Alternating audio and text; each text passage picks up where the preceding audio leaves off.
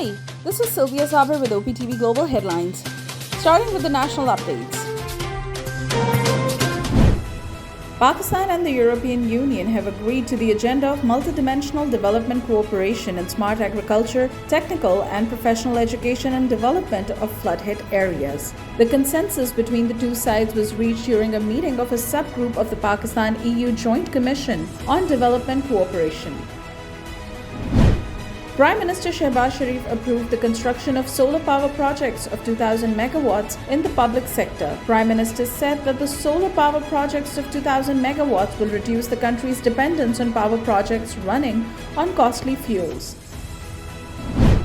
United States Ambassador to Pakistan Donald Bloom rules out talks of air bases. Bloom said there is no truth in the regime change allegations and US want to see an independent, prosperous and strong Pakistan. Pakistan Tehreek-e-Insaf chairman and former Prime Minister Imran Khan thanked Prime Minister Shehbaz Sharif for deliberately leaking the Prime Minister House audio. Khan said it proved that the cipher is a reality.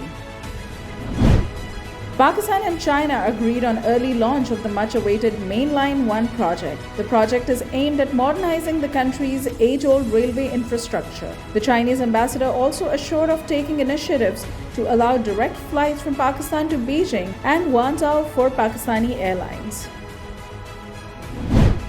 Pakistan's Chief of Army Staff General Qamar Javed Bajwa inaugurated the newly renovated Jatlala Cricket Ground. ISPR said the cricket ground is upgraded to provide state-of-the-art sports facility to cricket fans, especially to the youth of Rawalpindi and Islamabad. The government of Sindh has established a tent city in District Malir to accommodate flood victims. Washrooms, kitchens, schools and a mobile hospital have also been established for the people in the tent city. 600,000 pregnant women in flood-affected areas lack maternal health services and have no safe place to deliver. Minister of State for Finance and Revenue Dr. Aisha Ghosh Pasha suggested that Pakistan must fast-track efforts to restore reproductive health services for women and children. Up next, we have the international updates. President Biden announces $810 million in funding for the Pacific Islands at a rare summit in Washington. Biden pledged to assist the region's pressing issues like climate crisis, maritime security, and overfishing. U.S. Vice President Kamala Harris has toured South Korea's heavily fortified border with the nuclear-armed North, the part of the trip aimed at strengthening the security alliance with Seoul. Storm Ian has regained hurricane strength as it spun towards South Carolina. It is now over the Atlantic Ocean and gaining strength before it's projected to make landfall again in South Carolina on Friday. At least 10 people have died in the state, but officials fear the confirmed toll could rise considerably. President Joe Biden has warned the Category 1 storm could be the deadliest hurricane in Florida's history. A suicide attack at a learning center in the Afghan capital killed 19 people. The blast happened in the Dashte-Barchi neighborhood, of which is home to the minority Hazara community. Police said there is no immediate claim of responsibility for attack. The United States points finger at Russia for weeks leak in the Nord Stream gas pipelines. U.S. Energy Secretary Jennifer Granholm said an investigation is being carried out into the cause of what she called an act of sabotage. Russian President Putin has signed decrees recognizing the occupied Ukrainian regions of Kherson and Zaporizhzhia as independent territories. Meanwhile, Ukrainian troops are moving to capture the Russian-held town of Lyman in Donbass. A 7-year-old Palestinian boy has died of heart failure while being chased by Israeli soldiers in the occupied West Bank. Relatives said that Ryan Suleiman had no previous health problems and accused the army of scaring the child to death. Up next, we have the business updates.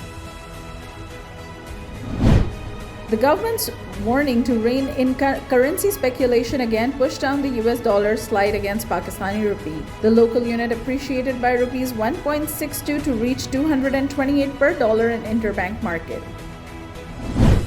Pakistan's Federal Minister for Finance and Revenue, Senator Ishaq Dar, held virtual meeting with International Monetary Fund Mission Chief Nathan Porter. Ishaq Dar said the government aimed to address structural issues to end Pakistan's fiscal deficit. Up next, we have the sports updates. Qatari organizers issue World Cup guidelines to deal with COVID-19. Coronavirus vaccinations will not be mandatory for the spectators, but negative tests are required. Players and match officials may be forced into a secure bio-bubble if COVID-19 cases take off again. The Yorkshire County Cricket Club has appointed Pakistan's left-handed batter Shan Masood as the captain for the next edition of the county championship. Masood will replace England's Stephen Patterson in the role. Up next, we have the entertainment updates. Pakistani famed singer Ali Saidi has been featured in the Time 100 Next list. Time's article mentioned his song Pasuri, an instant hit of Coke Studio that stayed atop the charts even half a year later. A replica of Aston Martin DB5 used for the stunts in James Bond's blockbuster No Time to Die sold for nearly $3 million at auction. The replica comes fitted with imitation machine guns behind the headlights. Movie theaters are set to reopen in Indian-administered Kashmir for the first time in more than 2 decades. 2 auditoriums will begin screening films in Srinagar from Saturday, while the third is yet to open to public. Bollywood actor Ranveer Singh confirms a project with wife Deepika Padukone. Singh said, "There is a sweet surprise for everyone. You guys will see us together very soon." Up next, we have the health updates. Scientists of Queen's University Belfast discovered that dogs can smell stress in humans' breath and sweat. In more than 650, dogs successfully identified a sample of sweat or breath that had been taken from a stressed person.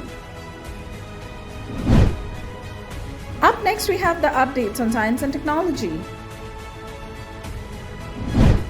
A cardboard car is invented from resourceless world. It has a specialized honeycomb format reinforced with plastic coating on each side. The cardboard car is developed in partnership with German chemical giant BASF.